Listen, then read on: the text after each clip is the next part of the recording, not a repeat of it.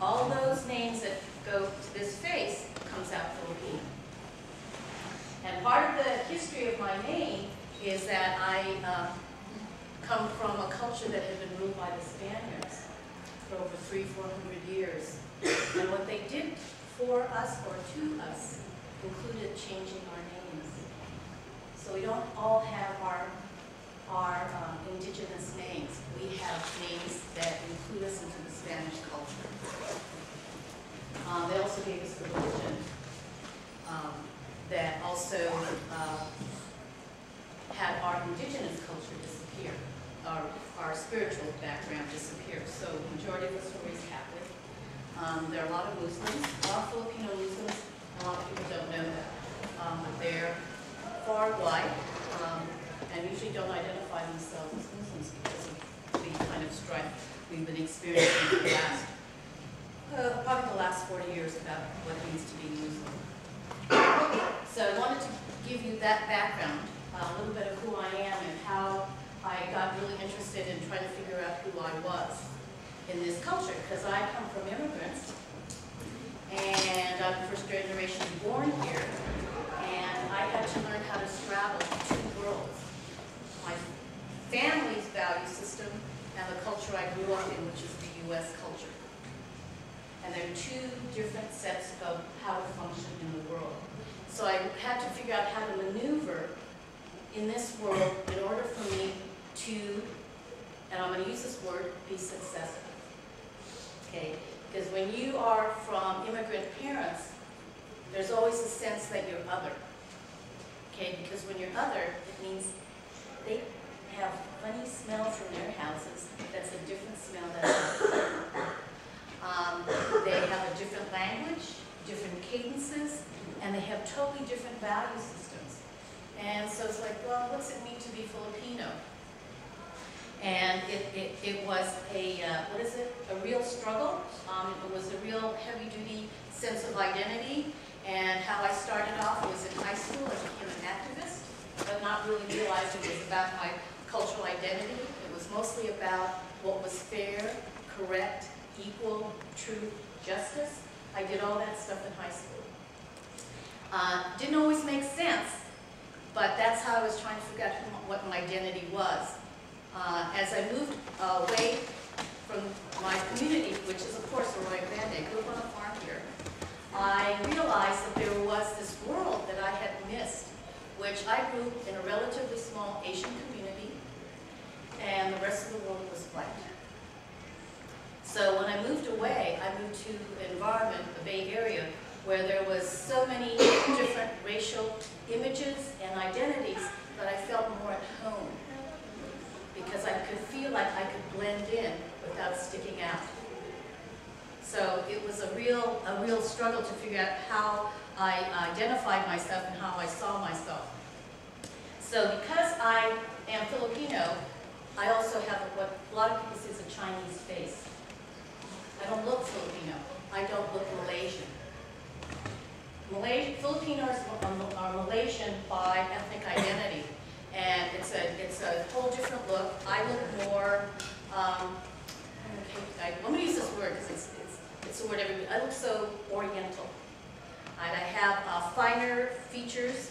I don't have the darker skin that Malaysian folks tend to have. I still have the black hair, but I have the sense that I look very Chinese.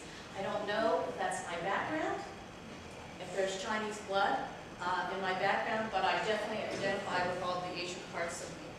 So I'm this really strong mix of different identities that I don't know much about, and I don't have any control over.